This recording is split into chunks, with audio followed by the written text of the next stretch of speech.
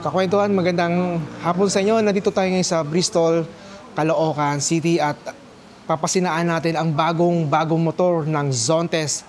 Ito ay ang Zontes 400G na adventure bike. Halika, samahan niyo ako at uusisain natin kung ano ba ang meron kay Zontes 400G. Okay, mention po kay Sir Eugene, manager ng Bristol, Caloocan City. At pinayagan po tayong mag-vlog po dito sa Zontes 400 adventure bike, kakwentuhan. Okay? So, grabe. Mabait po sila dito, kakwentuhan. Akala ko kasi first time natin mag-vlog po ng isang motorcycle. Ito pang Zontes 400cc, kakwentuhan, no? Very thankful ako at yan, kay Bristol Motorcycle po, kakwentuhan, no? Kapag pupunta kayo dito sa Caloocan, Bristol, ay hanapin nyo lang si Lou Abiana para sa detalye ng Zontes 400cc na ito na nakikita nyo ngayon sa harapan ninyo. Grabe, napakaganda ng adventure bike ni Zontes na grabe. Alam nyo, kahawig siya ni X-Adventure o X-ADV ni Honda Philippines. Ito ay adjustable, kakwentuhan, no? Meron siyang, pagkakalam natin, meron siyang 7 level na adjustable itong kanyang windshield. Dito, kakwento, ang alam ko, meron siyang lock. Yan, kung makikita nyo. Ito po, kakwento, adjustable siya. Ang alam ko, nasa 7 level yung kanyang adjustment. So, ngayon, yung kanyang pinaka-lock niya, nandito sa gilid, no? So, iti-twist mo lang siya. Yan, then i-adjust mo na siya. Okay? So, ito po yung pinaka mababang level ng windshield ni Zontes 400cc na G, no? Okay? Ito yung naman yung pinaka mataas niya. Okay? Then, pag lock niya, ipupush mo lang, then iti-twist mo siya counter and clockwise, no? Pareho siya. So, igaganyan mo siya. So, ito, kakwentuhan, meron pa siyang dashcam na meron sa front at meron din sa likod, no? So pagkakalam natin nasa 1080p yung kanyang yung quality ng video niya at naka LED o projector headlamp na po siya, no? So ang pagkakalam natin yung nasa taas yung low at yung baba yung high beam niya. Grabe, ganda, no? Ang kanyang size ng gulong ay 110, 70 at 17 yung pinaka size ng kanyang tire at naka-spoke wheels na siya, kakwentuhan, no? Then naka-telescopic fork na siya, naka-inverted po siya, kakwentuhan. At J1 yung kanyang braking system. Okay, at ang kanyang tank gas ay nasa 17.5 liters. So malayo-layo na yung mababiyahin nyo. At merong position, no? Yung kanyang manibela, no? So, merong plus minus. So, depende nila kung saan mo siya i-adjust. Grabe. At ang kanyang TFT color display, grabe, napakalaki niya, no? 8 inches. Grabe, color display. Tapos, itong kanyang key ay, ang sabi nila ay dapat nasa tabi ng katawan mo para mag-function ang inyong motorsiklo, no? Grabe. Ganda na ito, kakwento, no? So, merong TCS on and off. Grabe. Ang mood nitong Zontes 400 adventure bike ay merong sports mode at eco mode, no? So grabing power nito, kakwentuhan. Grabe, no? Nakabaso na siya at maganda yung rebound nito, siguradong sigurado. Ang size ng gulong sa likuran ay pagkakalam natin ay 160, 70 at 14 inches, no? Naka-spoke wheel din. At ang kanyang rear brake ay meron 220mm disc na naka-single path caliper. Kaya safe na safe, no? Kakwentuhan, no? By the way, naka-dual ABS po ito. Kaya wala po tayong poproblemahin pagdating sa mga sudden brake o yung biglaang hinto. Kaya dalawa yung ABS niyan, rear at front. Kaya pag ikaw ay biglang preno, hindi ito agad hihinto na tipong ikaw ay titilapon. Hindi po ganitong kapag meron pong ABS. Kaya napakaganda ng safety features ni Zontes 400G. Siyempre, meron din niyang TCS. Huwag na huwag pong yung kakalimutan niya ang kakwento. Kaya napakadaming features nitong Zontes 400G. Ang kanyang turning signal, so maganda no, nagbabounce siya no. So hindi agad mapuputol itong kanyang signal light. Grabe, kanina nasubukan natin ito, napakalakas ng ilaw na ito. Grabe, masisilaw ka. Kaya kitang-kita ito kahit sa umaga o sa gabi pag ikaw ay nagsisignal light. Then ito yung kanina nababanggit natin, ito yung rear camera. Yan. Ang sabi nila no, every 3 minutes yung recording nito, then nag-loop na, no. So para makuha mo yung previous, mabubura na siya kasi nag-overlap siya. So, ito yung kanyang features. Grabe kakwentuhan, no? Ang Zontes. Tapos yung kanyang... Nakita ko yung loob na ito. Grabe, ang laki. Kasyang-kasya ang full face helmet. Tapos meron pang half face helmet. Kakwentuhan. Grabe. Tapos dito kakwento, meron din sabitan, no? Yan, grabe, ang ganda, oh. Alright. So, pag kayo napupunta sa grocery, may binili ko yun na naka-plastic, sasabit nyo lang dito. Grabe yung tibay. Tapos kakwentuhan, ang maganda rito kakwentuhan, naka-stainless na yung footrest. Hindi ka na bibili kakwentuhan, no? Grabe. Tapos merong footrest para sa OBR.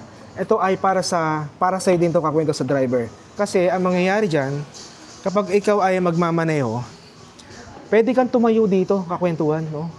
Instead of dito. Then, ang kanyang crash guard ay included na po sa presyo na 398,800 pesos, kakwentuhan. Grabing crash guard, oh. Yan. Yung crash guard niya hanggang dulo siya. Yan. Tapos, yung kanyang oxy, yan, kasama na po yung kakwentuhan. Grabe, no? Sulit na ang presyo mo dito. Kakwentuhan, ang introductory price ng Zontes 400G ay nasa 368,800 pesos. Siyempre plus registration, LTO registration na 7,500. Tapos meron pa siyang lever guard kakwentuhan, no? Grabe, no? Tapos meron siyang handbrake kakwentuhan. Then, adjustable ang kanyang lever. Yan. Pagkakalam po hanggang 4 to. Yan. Then, ito yung passing light. Kakwento, kapag pupunta kayo dito sa Bristol, Caloocan City, hanapin nyo na po si Lou Abian para ma-assist kayo sa mga presyo at sa mga kakailanganin nyo para sa motor ng Zontes 400G adventure bike na bagong-bago kakwento. Mainit-init pa to. Grabe to, no? Yan, bukas sila rito Monday to Saturday hanggang 5:30 PM po kayo dito, ma'am, no? Yes po, 5:30 Yan. to 8, ay, Monday to Saturday, tama. Yan, Monday to Saturday. 5:30. Yan, 8:30 to 5:30 PM, Monday to Saturday po. Ay open po ang Bristol, Caloocan City. Dito po yan sa 10 Avenue, along 10 Avenue. Madali na pong puntahan ito. Kakwento kung nasa Rizal Avenue kayo, baba na po kayo 10 Avenue. Then kapag nasa Bonifacio po kayo, baba na po kayo sa 11 Avenue. Okay, ito kakwento, no? So bubuksan lang natin yung kanyang engine.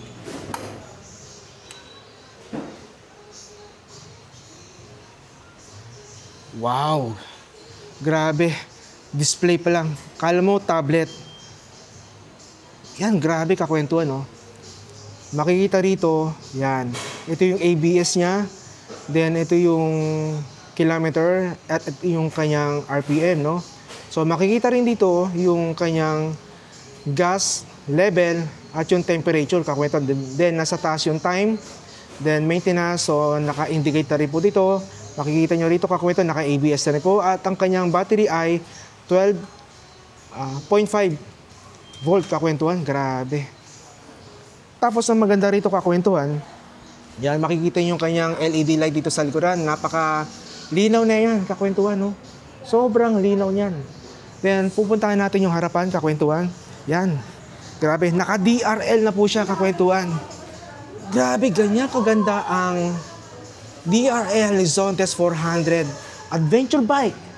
mula kay Bristol. Grabe. Yan, so nandito yung kanyang decal. So nakadigal siya, grabe, no? Alam mo kakwento, kung makikita mo siya sa malayo, kala mo backlight yung color blue ba to o violet? Grabe, oh. Pero nakadigal lang po siya kakwentuhan. Then meron pa siyang plastic. Na pag nakuha niyo na to, pwede naman tanggalin yan. Then 400cc na nakalagay dito po, kakwentuhan. Grabe, no? Ang kanyang tambucho, grabe. Yung tunog na ito, napakaganda. Sobrang ganda na to. Buong-buo yung tunog na ito, kakwentuhan.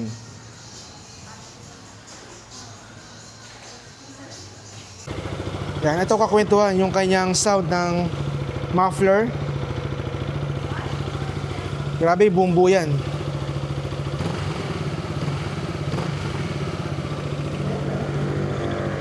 Grabe, buong-buo kakwentuhan, no? Ang kanyang engine specification ay 1-cylinder, single overhead cam, 4 valves, at naka-liquid cool kaya safe na safe bumiyahe sa mga malalayong lugar. Ang kanyang performance naman ay ang kanyang max power, 28.5 kW with 7,500 RPM, max torque, 40 Newton meter at 6,000 RPM. Kaya napakalakas ng kanyang performance sa kategoring 400cc na si Zontes 400G. Ang kanyang dimension naman ay, ang kanyang length ay 2,230 at ang kanyang width ay 925 at ang kanyang height ay 1,345 at ang kanyang wheelbase ay nasa 1,560 mm at ang kanyang curb rate o yung kanyang bigat na may gas na at oil ay tumitimbang ito ng 203 kg. At ang kanyang seat height, yung kanina na pag-usapan natin, ay 790 mm hanggang 770 mm. At ang kanyang ground clearance ay meron itong taas na 180 mm. Kaya wala tayong problema pagdating sa mga medyo matataas na humps, kayang-kaya niyang daanan ito. Kakwentuhan, itong kanyang seat. Yan. So, kanina tinuro sa atin ni Kuya Guard. Yan, kanina yan. Si Sir kanina. Yan. Tinuro sa atin kung paano yung pag-open ng compartment. So, dito lang po siya kakwentuhan, no? Yan. Meron tayong marinig na tick. Yan, kakwentuhan. Yan. At nakikita nyo yung kanyang compartment, kakwentuhan, no? Kasyang-kasya rito ang full face helmet. At dito naman ang half face helmet. Yan po yung sa tingin ko kakwentuhan, no? Meron siyang LED light. Meron din USB Type A at USB Type C kakwentuhan, no? So, hindi na kayo mamroblema sa pagdating sa charging. At naka-hydraulic yan kakwentuhan, no? So, talagang very steady yan kapag yan ay naka-open kakwentuhan, no? Yan. Grabe kakwentuhan, no? So, andito yung mga button kakwentuhan, no? So, ito kakwentuhan, no? Ang sabi raw, hindi raw magpa-function itong key hanggat hindi ito malapit sa inyong katawan kakwentuhan, no? Then, meron TCS switch at meron ding eco mode kakwentuhan. Grabe kakwentuhan. At ang kanyang side mirror kakwentuhan, no? So, hindi mo na kailangan magpalit pa kakwentuhan dahil nga napakaganda niya ang kakwentuhan, no? Grabe, ganda na ito. Yan. So, kakwentuhan, ikuti lang natin ng konti. Yan. At dito pala kakwentuhan, no? Para ma-off mo itong kanyang engine. So, meron siyang kill switch kanina. Ang ginawa na natin yan. At ito kakwento, nakita niyo yung button na to para mag-off yung kanyang electronic. So, hold and press lang natin itong kulay pulang button na to. Ayan. Ayan. Zontes. Then, yung kanyang manibela ay automatic mag-off na yan kagad o maglalak na kakwentuhan. Kakwentuhan, susubukan naman natin ang kanyang seat height. Ang pagkakaalam ko, ang kanyang seat height ay nasa 790 mm at pwedeng ibaba ito hanggang 770 mm kakwentuhan. So ngayon, tatayuan natin ito. Ang height ko ay nasa 5'6". Okay? Ito kakwentuhan. Yeah. Ito kakwento, nasa 5'6 ako, kakwentuhan, medyo tiptoe tayo ng konti, no? Pero kayang-kaya naman natin i-maneuver itong Zontes 400cc kakwentuhan. Grabe. Ganda na ito, no? So ngayon kasi na-lock ko na, no? Naya naman akong kalikutin din, no? Pero napakabait nila dito, mas lalo yung kanilang manager, no? Dito sa Bristol, Caloocan City, kakwentuhan. So ito yung tiptoe tayo ng konti. Actually, tiptoe talaga. Nasa 5'6 in height tayo kakwentuhan. So at least para may idea kayo kung hanggang saan aabot ang inyong paa sa ground kakwentuhan, no? Grabe, ang ganda. Tapos alam mo kakwentuhan, no?